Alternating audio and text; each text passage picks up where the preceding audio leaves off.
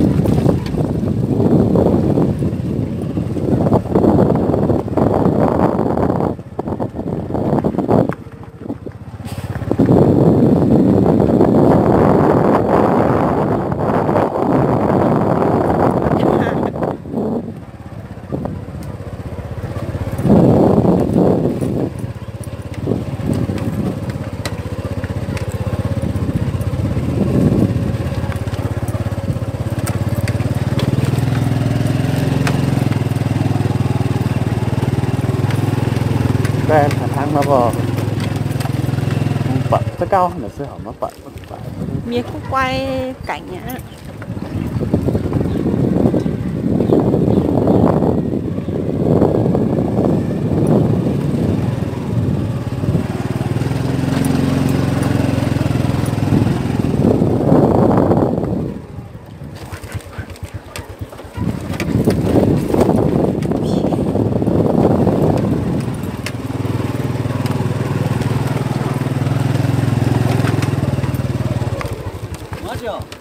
Đi lấy ra đi đâu đấy anh? Đi Tiền Châu mà. À.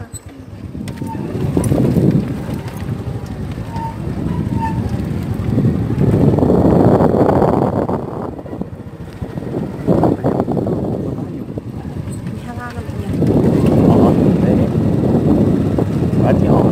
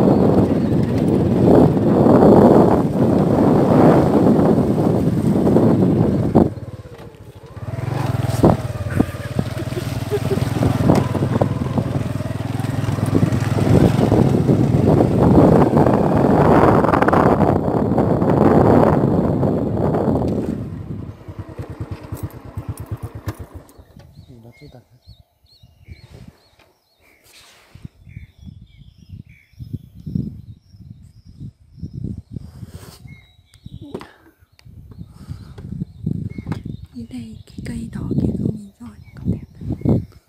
Ngoài ngoài.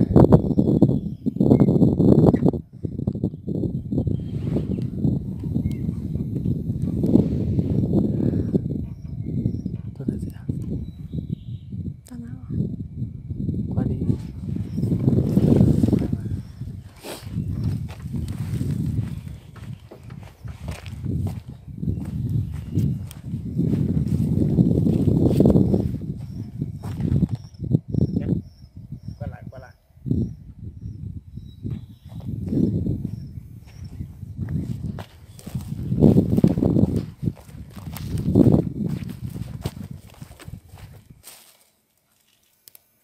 Qua lại.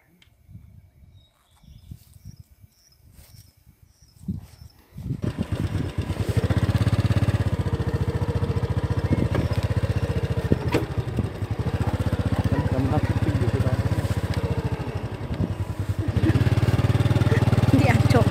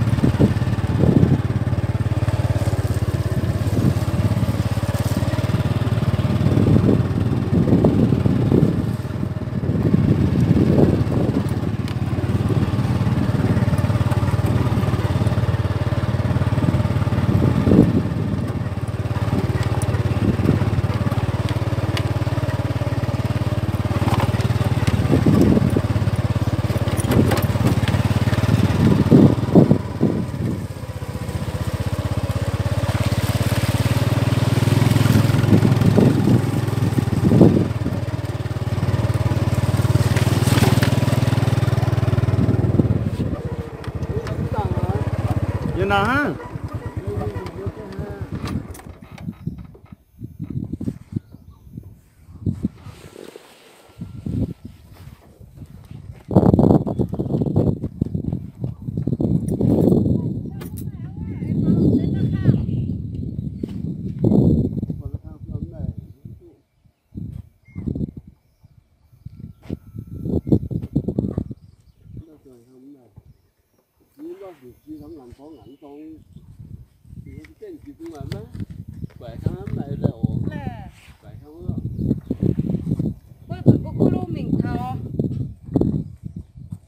Đó cùng ngoài điều rất tỉnh cho nó o với mắc kèm tháo mà ọ.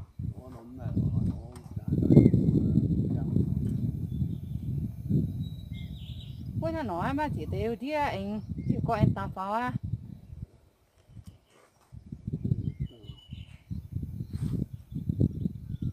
Có gì不是解嘛，也不是解汤到，他们那当我是哦。nó trong cái ngành mình quá, bắt giấy, bố xin mình, bố cái mình nó là dùng con quá, mà, bố dùng xây bố xây phải tôi xây em nó tống, cứ cứ tôi xịt hay lên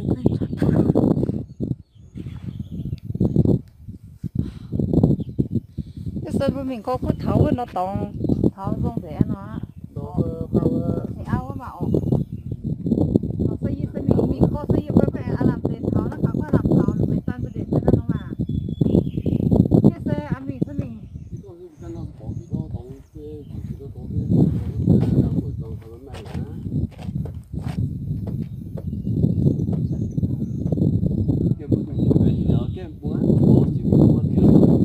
วันที่nó sẽ cắt tháo bị kia nó sẽ quay nhiều cho cái này phải cứ tổng nó sẽ quay của chiên ngã thế ha sợ khi cái chia dân nó kêu quy nhiều cái gì đó tông cũng đâu để đổ mày thôi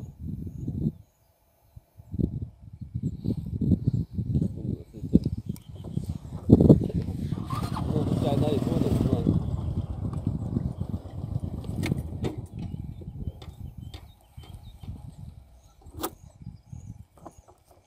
khỏi 听到你声音大。这是老母啊，这是做那酱。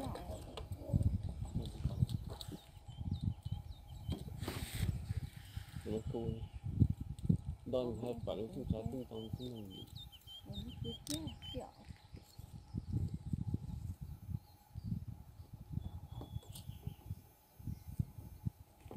你那后边还是看得到。